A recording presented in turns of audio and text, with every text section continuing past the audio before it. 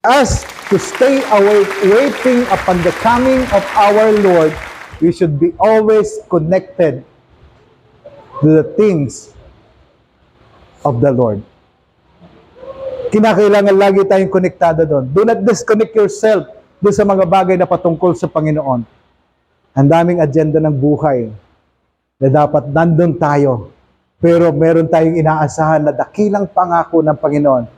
At kung yun ang nais nating maging final destiny natin, the blessed hope natin, we have to be always connected doon sa mga bagay na yun patungkol po sa ating Panginoon.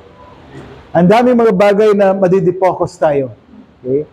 Nagre-recruit po ngayon sa China, ang Philippine Army ngayon, Philippine Navy, na mga personnel. Baka may gustong magpa-enlist. Yung reservist po ngayon, reservist command, ay massive po yung recruitment. Why? Dahil po, one of the moment pwede po magkaroon ng gera. Yung mga reservist po, yun yung ibabala doon sa kanyon. Amen? Nag-reservist po ako dati. No? Pero nagpa-disengage na po ako. Kasi alam ko na darating sa ganitong panahon. Pero ano po yung part natin? Kung magkaroon ng gera, Pilipinas against China, ano po yung magagawa natin bilang Kristiyano? Hindi naman po kinakailangan pa-enlist tayo doon sa reservist command. So manalangin lang po tayo, stand in the side of God and believe that God will make a way para sa atin na nagtitiwala sa Kanya. Amen? Glory to God. Amen? Salamat lang. Nagpa-disengage ako sa reservist.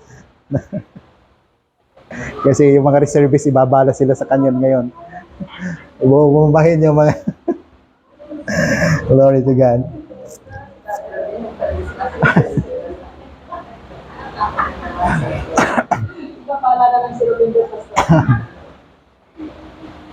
Okay. Stay awake, be watchful. No. Stay awake, manatiling gising and be watchful. Mapagbantay. That is why sabi ko kanina in my introduction, be updated to what is going on in our surrounding. Meron po ngayon na update ang PBOX na 8.2 magnitude. Panalangin po natin, Lord, wag nawa pong mangyari. No? Glory to God. And another one, be constant. To be in constant readiness. So, lagi tayong maging handa. Oh, stay awake, watchful, constant readiness, laging handa, and be on alert. Okay? Hallelujah. Ngayon po, the reward of being always ready. May reward pala siya. Sabi kanina, challenge sa pastor, laging maghanda. Meron pong reward. Sabi dito, verse 37. Sabi mo doon, it will be good for those servant whose master finds them watching when he comes. Mabuti daw sa mga lingkod o mga tagapaglingkod na sa pagdating ng kanilang Panginoon ay madat na silang mga handa, gising, at nagbabantay. Kadugtong po ng verse 37, this is the reward. Truly I tell you, He will dress Himself, referring to the Master, referring to our Lord. He will dress Himself. Kapag nalatnan niya yung kanyang mga servant na awake, ready, and prepare for His coming, sabi po doon kadugtong sa verse 37, truly I will tell you, He will dress Himself. Ang tinutukoy po dito is the Master, ang Panginoon. Sinasabi ko sa inyo ang katotohanan na kapag kayo nadatnan na laging handa, connected to the church, connected to the ministry, alive, awake, no, patuloy na nabubuhay sa pag-asa, may pasensya, at may pananampalataya, sabi dito, I will tell you, He will dress Himself to serve. Dadaptan niya yung kanyang sarili para paglingkuran kayo. Glory to God. The Master Himself. When He comes, naratnan niya tayo na tayo ay handa, awake and alert and waiting for His coming. Sabi doon, sa pagdating niya, magdadamit siya, dadamtan niya ang kanyang sarili at siya mismo ang maglilingkod sa inyo. Imagine what kind of service the Lord is preparing for us. As we are waiting on His coming, He is now preparing that kind of service na pag nadatnan niya tayong naghihintay kahit mahirap, kapag nadatnan niya tayong naghihintay kahit ang daming challenge, ang daming trial, sabi doon, He will dress Himself to serve you. He will dress Himself to serve you. Wala pong particular na sinabi ditong klase ng paglilingkod na gagawin niya sa iyo, sa bawat isa sa atin. Pero knowing this truth that God Himself, upon His coming, nadatnan kanyang gising at naghihintay, sabi doon, siya ay may gagawing paglilingkod sa iyo. Panginoon natin yon.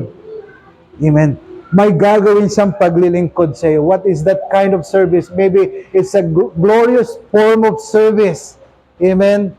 Kung dati lumuluha ka dahil ang daming problema, ang daming pagsubok, ang daming kahirapan, maybe at this moment upon the coming of the Lord, He Himself will wipe out your tears from your eyes. Sa iyong magpupunas, sa iyong mag-aalis ng sakit ng iyong kalooban, sa iyong mag-aalis ng pighati sa iyong buhay. Amen. Sa iyong mag-aalis ng mga pag-aagam-agam, sa iyong mag-aalis ng lahat ng kapaguran na ating naranasan sa buhay na ito. Sabi doon, He will dress Himself to serve you, Lord God. Are you excited with that? Na sa ating paghihintay, nadatan tayo ng Panginoon na gising at handa't naghihintay sa Kanya, ay magkakaroon ng twist na dapat tayo ang maglilingkod sa Kanya. But the Bible tells us today that truly it tells us that He will dress Himself to serve you. That kind of service is maybe in a highest form kaysa doon sa service na alam natin. Kaya nating kumanta sa Panginoon, kaya nating pumalakpak, kaya nating sumayaw, kaya nating pumunta sa simbahan. Pero this service na piniprepare ng Panginoon sa atin is more than that. Amen. Higit pa doon yung service na gagawin ng Panginoon sa bawat isang nagtatapat sa Kanya. Kaya sabi doon, He will have them recline at the table and will come and wait on them. So, sa pagdating niya, He will dress Himself at sasabihin niya doon sa lahat naghihintay, sige, umupo kayo and recline at the table, and hihintay niya yung lahat ng matatapat na naghintay sa Kanya.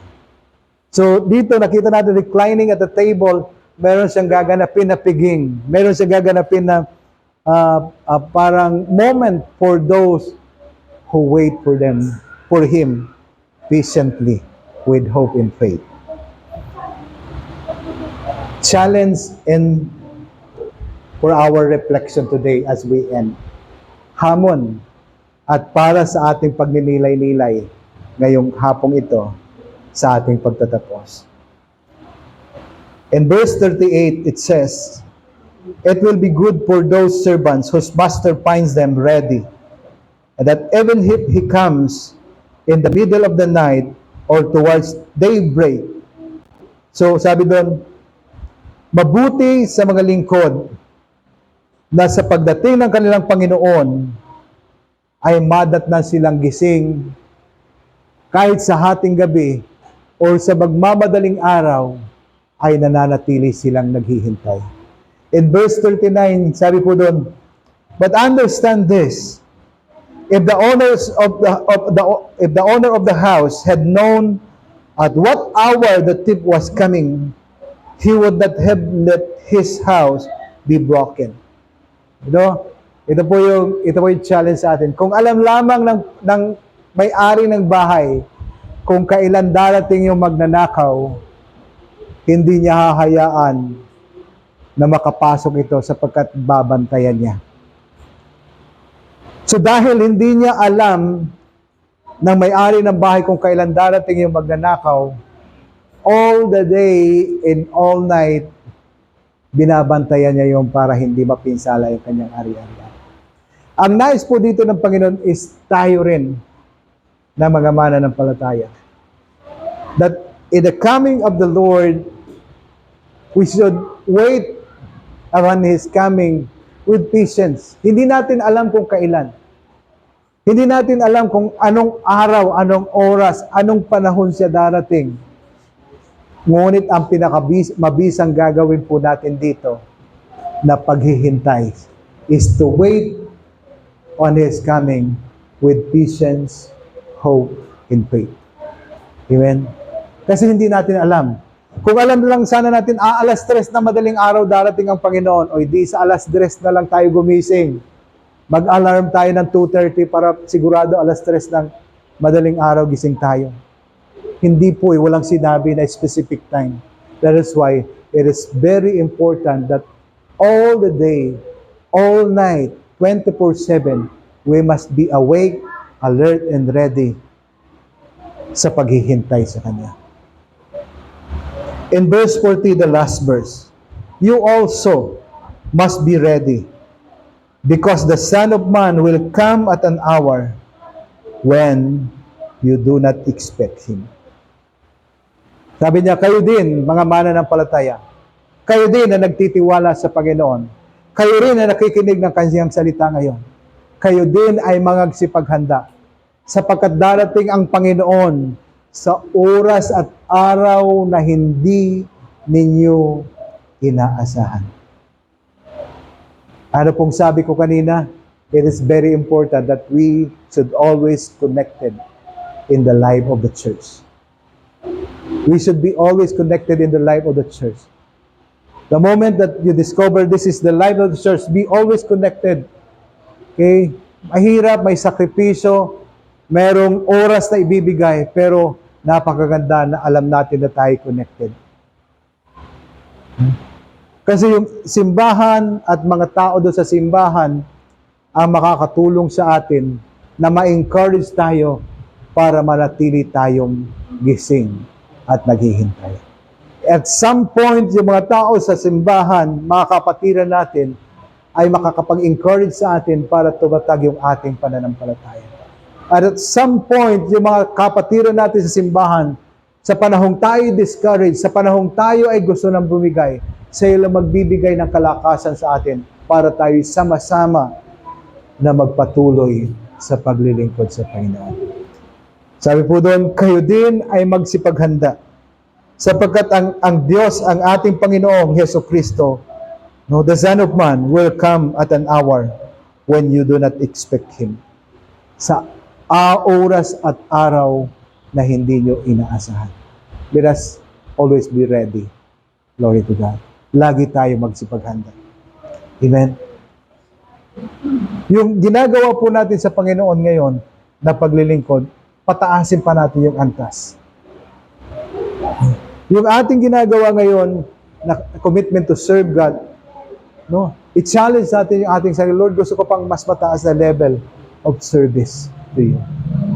Yung mga na-accomplish natin before in serving God, let us challenge ourselves. Lord, I want more things to accomplish for your glory. Gusto ko marami pang magawa para sa iyong kalwalhatian. Kung dati ginamit tayo ng Panginoon para mag-akay, mag-imbita ng mga kapatid, kaibigan, patungo sa simbahan, let us challenge ourselves na ngayon, dublihin natin, Lord, gamitin mo pa ako to invite and to bring my friends and my family to a relationship with you. Hindi lamang dadalhin sa simbahan, kundi i-guide natin sila to have their personal relationship with God. Amen? I-challenge natin ating mga sarili.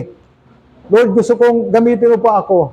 So, tumatanda ako, pero Lord, gusto kong gamitin mo pa ako na mag-akay ng mga kaluluwa ng mga tao patungo sa tunay na paglilingkod sa iyo. Ang dami po nating kaibigan. Ang dami po nating pamilya, kamag-anak. Yes, we are making ourselves ready and prepared for the coming of the Lord. But the question is, how about our family? How about our loved ones? How about our friends?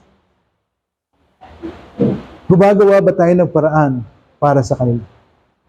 As we share with them the gospel, the good news of Christ's salvation, it is our way of waiting for the coming of the Lord. Na habang hinihintay natin ang pagdating ng Panginoong Jesus, meron tayong ginagawa. Binabahagi natin yung pag-ibig ng Diyos, pag-ibig ng Panginoon sa ating mga mahal sa buhay.